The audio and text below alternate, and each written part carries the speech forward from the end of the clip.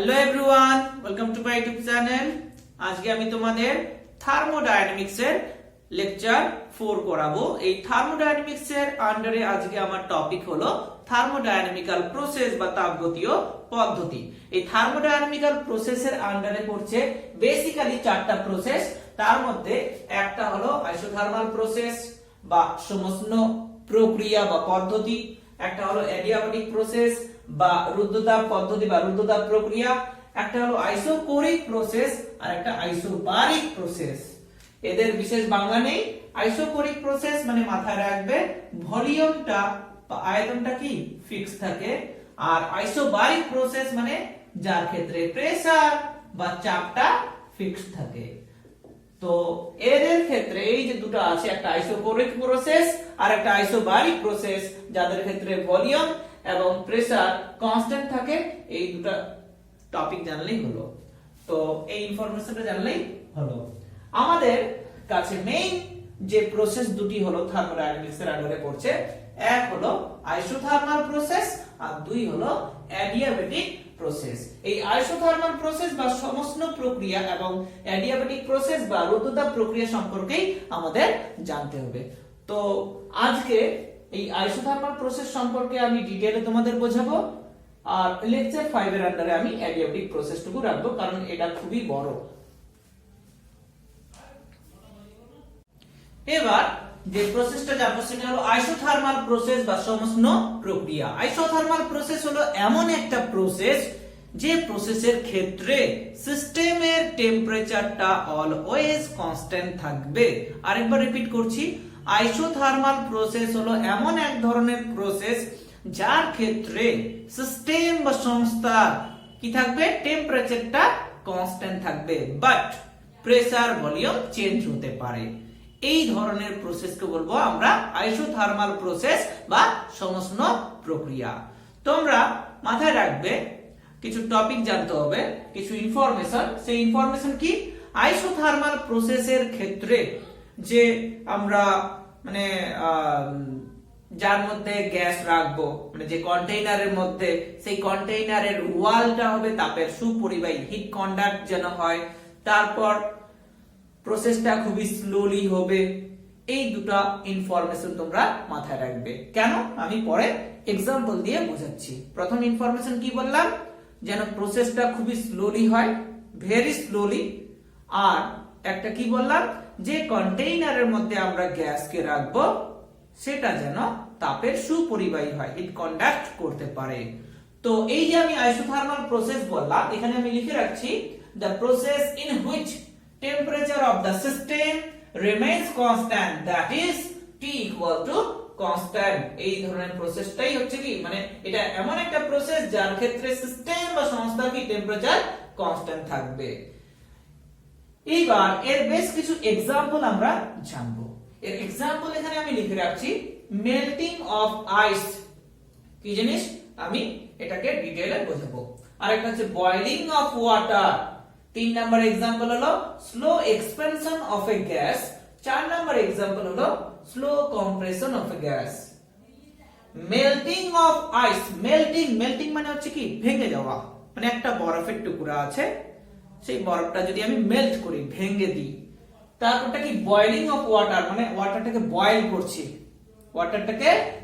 করছি, আর 3 নাম্বারটা কি, slow expansion of a gas, মানে খুবই স্লোলি একটা গ্যাসকে আমরা এক্সপ্যান্ড করছি, আয়তনে প্রসারিত করছি। 4 নাম্বার কি, slow compression of a gas, মানে একটা গ্যাসকে আমরা স্লোলি কম্প্রেস করছি, মানে সংকুচিত করছি। এবার আমরা এই 4টা এক্সাম্পল ডিটেইলে জানবো। তার মধ্যে এই দুটো সেম টাইপ, এই দুটো সেম টাইপ।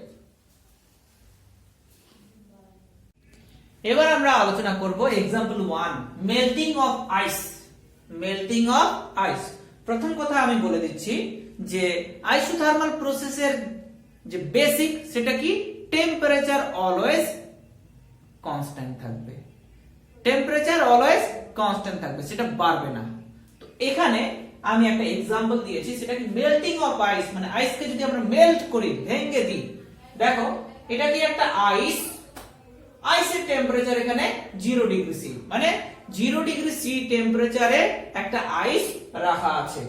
এইবার এই আইসটাকে যদি আমরা গ্র্যাজুয়ালি একের পর এক হিট করতে থাকি, ভেরি স্লোলি, মানে খুবই ধীরে, আস্তে আস্তে, এটাকে বলা হয় কোয়াজি স্ট্যাটিকলি। কোয়াজি স্ট্যাটিক মানে কি? খুবই স্লো। যেমন আমাদের চুল বাড়ছে, আমরা কি বুঝতে পারছি? তো চুল কিন্তু বাড়ছে, কিন্তু আমরা বুঝতে পারছি না, এটাকে আমরা কোয়াজি স্ট্যাটিক বলতে পারি, মানে খুবই স্লো। তো আমরা ভেরি স্লোলি, কোয়াজি স্ট্যাটিকলি আমরা কি করলাম? 0 ডিগ্রি সি উষ্ণতা সম্পন্ন একটা আইসকে গ্র্যাজুয়ালি হিট করছি। যদি হিট করি তাহলে অবশ্যই সেটি মেল্ট হয়ে 0 ডিগ্রি সি উষ্ণতা সম্পন্ন ওয়াটারে কনভার্ট হবে। এইবার এক্ষেত্রে স্টেট চেঞ্জ হচ্ছে। স্টেট কি? আগে ছিল আইস, এখন হলো ওয়াটার। মানে আইস মানে কি? সলিড, ওয়াটার মানে কি? লিকুইড। তাহলে সলিড থেকে লিকুইডে কনভার্ট হলো, মানে কি? স্টেট, অবস্থা চেঞ্জ হলো, বাট ওদের টেম্পারেচার সেম থাকলো। যখন সলিডে ছিল, আইস তো সলিড, তার টেম্পারেচার কত? 0 ডিগ্রি সি। স্টেট চেঞ্জ হয়ে দাঁড়ালো ওয়াটার, টেম্পারেচার কি? 0 ডিগ্রি সি। তো দেখা যাচ্ছে এক্ষেত্রে আইসটা মেল্ট হয়ে যখন ওয়াটারে কনভার্ট হলো, তো এক্ষেত্রে টেম্পারেচারটা ফিক্সড থাকছে 0 ডিগ্রি সি, 0 ডিগ্রি সি। তো এটাকে আমরা বলতে পারি যে এটা কি? আইসোথার্মাল প্রসেসের একটা এক্সাম্পল।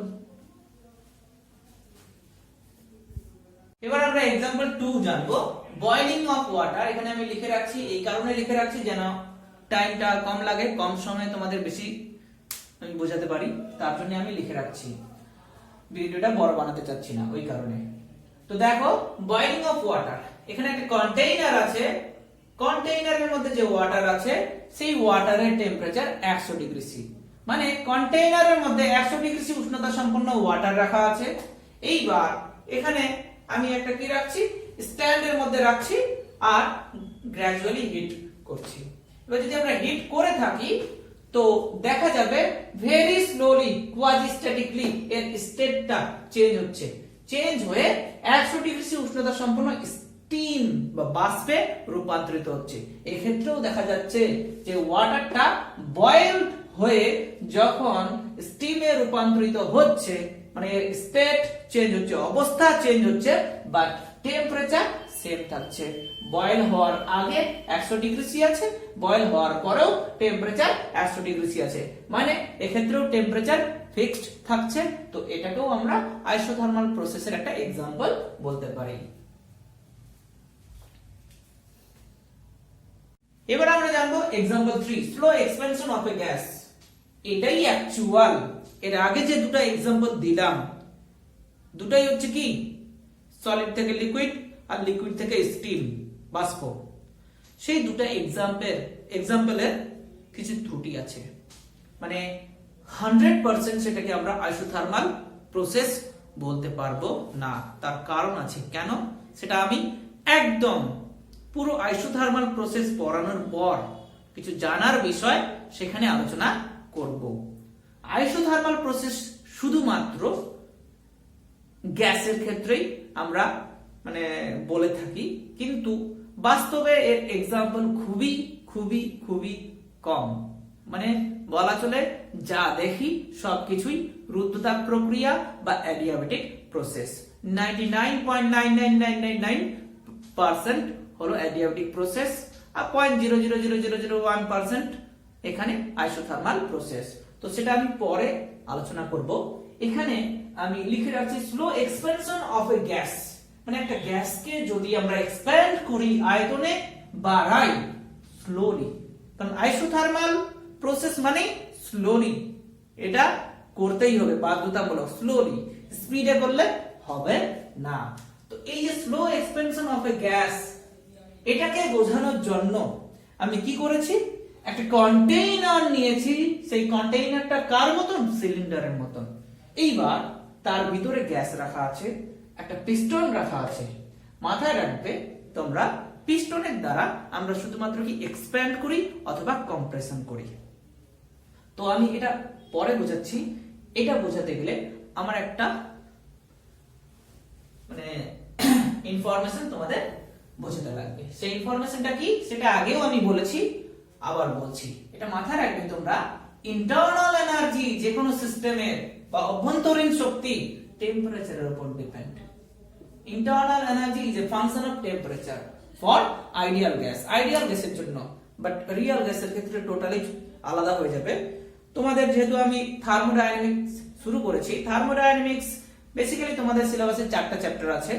তার মধ্যে ফার্স্ট ল অফ থার্মোডাইনামিক্স, তারপর আছে সেকেন্ড ল অফ থার্মোডাইনামিক্স যার মধ্যে এন্ট্রপি আছে, আর একটা আছে সেটা হলো ম্যাক্সওয়েল থার্মোডাইনামিক রিলেশন। তো ম্যাক্সওয়েল থার্মোডাইনামিক রিলেশন পুরোপুরি রিয়েল গ্যাসের ক্ষেত্রে আমরা অ্যাপ্লাই করতে পারি। তো সেগুলা আমি পরে যাচ্ছি সেদিকে, মানে সেদিকে যেতে আমার মিনিমাম 15-20 দিন লাগবে। তো আমি ডিটেইলে পড়ানোর চেষ্টা করব, আর অবশ্যই তোমরাও একটু আমাকে হেল্প করবে, বিভিন্ন দিক দিয়ে মোটিভেট করার চেষ্টা করবে যেন আমিও তোমাদের পড়াতে পারি। আমার দিক দিয়ে আমি যেন 100% দিতে পারি, যদিও 100% তো কখনোই দেওয়া যায় না, কিন্তু আমি চেষ্টা করব। আর আমি আমার চ্যানেলে তোমাদের ম্যাথও শেখাবো, কারণ ম্যাথ না পারলে পরে বৃথা। কনসেপ্টও জানতে হবে, সঙ্গে ম্যাথও জানতে হবে, কারণ চাকরি বাকরির পরীক্ষায় সব সময় ম্যাথই থাকে, 100% ম্যাথ থাকে, বাট কনসেপ্ট জানতে হবে। তো এই এক্সাম্পলটা বোঝাতে গেলে আগে আমাদের জানতে হবে ইন্টারনাল এনার্জি টেম্পারেচারের উপর ডিপেন্ড, মানে টেম্পারেচার যদি কনস্ট্যান্ট থাকে তো মাথায় রাখবে তোমরা ইন্টারনাল এনার্জিও কি কনস্ট্যান্ট থাকবে। এখান থেকে বলতে পারি ইন্টারনাল এনার্জির পরিবর্তন কি 0, একই রকম বলতে পারি টেম্পারেচারের পরিবর্তন কি 0। তো এইসব एग्जांपल আমরা এখানে অ্যাপ্লাই করব। জিনিসটা কি বলছি তোমরা লিখে রাখবে। দেখো এখানে এই যে एग्जांपलটা আইসোথার্মাল প্রসেসের ক্ষেত্রে প্রথম কথা কি টিটা ফিক্স থাকবে, টিটা ফিক্স থাকবে। তো আমি বোঝাচ্ছি, দেখো তোমরা এটা কি কন্টেইনার, কন্টেইনারের যে ওয়াল সেটা তাপের সুপরিবাহী, মানে হিট কন্ডাক্ট হবে। এইবার এর ভিতরে কি গ্যাস রাখা আছে, পিস্টন আছে। এইবার পিস্টনের মধ্যে আমি এমন ব্যবস্থা করলাম যে এখানে কোনো মার্বেল পাথর রাখলাম। এবার মার্বেল পাথর কয়েকটা তুলে দিলাম, যদি তুলে দিই পিস্টনটা কি এদিকে সরে যাবে, তাহলে এদিকে যদি সরে যায় তাহলে গ্যাসটা কি এক্সপ্যান্ড হচ্ছে, গ্যাসটা কি এক্সপ্যান্ড হওয়ার জন্য কিছু টাইম পাবে, তার মানে গ্যাসটা কি আয়তনে বেড়ে যাচ্ছে, এক্সপ্যান্ড হচ্ছে, আয়তনে প্রসারিত হচ্ছে। মাথায় রাখবে গ্যাস যখনই আয়তনে প্রসারিত হয় সে কিছু পরিমাণ কাজ করবে। সেই কাজের ফর্মুলা তোমাদের আমি শেখাইছি, dW কি PdV, কারণ এখানে dV মানে কি আয়তনের চেঞ্জ, dV মানে V2 V1 মানে আয়তনের প্রসারণ। তো যেহেতু এখানে আয়তনটা প্রসারিত হলো মানে সে কিছু পরিমাণ কি কাজ করার টাইম পাচ্ছে, মানে কাজ করছে। এইবার এটাও তোমরা মাথায় রাখবে যে যখনই গ্যাস এক্সপ্যান্ড হবে তখন সেই সংস্থাটার ইন্টারনাল এনার্জি ডিক্রিজ হয়ে যাবে, তখন সেই সিস্টেমের ইন্টারনাল এনার্জি কি ডিক্রিজ হয়ে যাবে। একটু আগে আমি তোমাদের বোঝালাম ইন্টারনাল এনার্জি কার উপর ডিপেন্ড, টেম্পারেচারের উপর, তাহলে বলতে পারি টেম্পারেচারও কি ওই সিস্টেমের ডিক্রিজ হয়ে যাচ্ছে। তাহলে এই গ্যাসটা ইনিশিয়ালি টেম্পারেচার T ছিল তো ডিক্রিজ হয়ে গেল, ধরলাম সামান্য পরিমাণ কমে গেল, সেটা কি ΔT পরিমাণ। তাহলে এখন কত দাঁড়াচ্ছে temperature T ΔT। But isothermal প্রসেসের ক্ষেত্রে আমরা কি জানি টিটা কি কনস্ট্যান্ট, এর ক্ষেত্রে কি কনস্ট্যান্ট হলো, টেম্পারেচার কমে গেল কত পরিমাণ ΔT পরিমাণ। তাহলে এখন গ্যাসের টেম্পারেচার কত দাঁড়ালো, মানে এই সিস্টেমে T ΔT পরিমাণ, কনস্ট্যান্ট তো থাকছে না। তখন আমরা কি করব, তখন আমরা বাইরে থেকে হিট প্রয়োগ করব। বাইরে থেকে যদি গ্র্যাজুয়ালি হিট প্রয়োগ করি, স্লোলি, অবশ্যই স্লোলি হিট প্রয়োগ করছি, মানে কি সিস্টেমটা টেম্পারেচারটা কি ইনক্রিজ হয়ে যাবে। হিট প্রয়োগ করা, তাপ প্রয়োগ করা মানে কি একটা টেম্পারেচার গেইন হবে, তাহলে টেম্পারেচার কি গেইন হবে। তো কতটুকু পরিমাণ টেম্পারেচার হচ্ছে ডিক্রিজ হয়েছিল, ΔT পরিমাণ।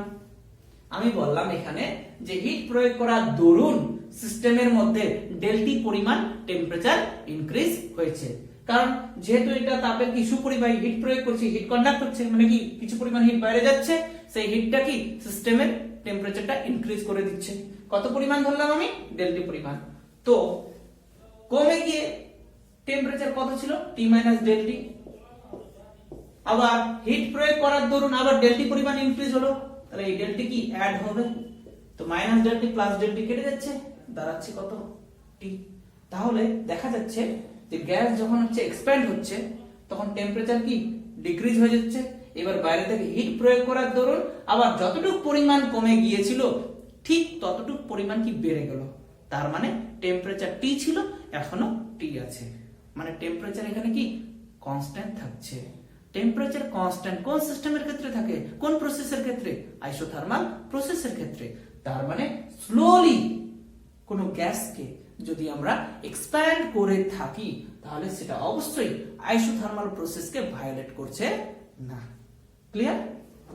এটাকে যদি আমি এই টি ডেল টি এসব না দিয়ে বোঝাই, এভাবেও বোঝাতে পারি যে দেখো তোমাদের বোঝানোর সুবিধার জন্য বলছি, আগে টেম্পারেচার ছিল 50 ডিগ্রি সি, এইবার গ্যাসটা এক্সপ্যান্ড হলো যেহেতু মানে সিস্টেমের ইন্টারনাল এনার্জি কি ডিক্রিজ হলো, তার দরুন টেম্পারেচার কি ডিক্রিজ হলো, টেম্পারেচার ধরো 10 ডিগ্রি সি ডিক্রিজ হয়েছে, তাহলে ও দাঁড়াচ্ছে কত টেম্পারেচার 50 মাইনাস 10 মানে কত 40 ডিগ্রি সি।